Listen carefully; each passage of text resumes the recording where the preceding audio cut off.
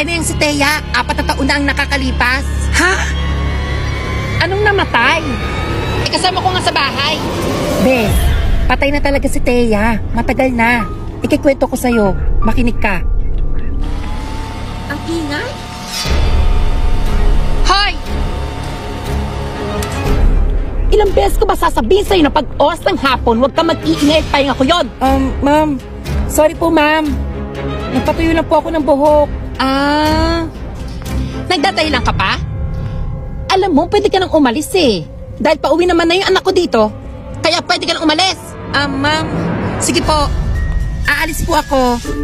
Pero ibigay niyo po yung sahod ko ng 2 months. Sweldo? Tara dito. Sweldo Tama gusto na mo, po, diba? please. Nasasaktan po ako. Sweldo ka pa, ha? Ayan. Tama na po. Alam mo, kung di ka na nag-ingay ngayon,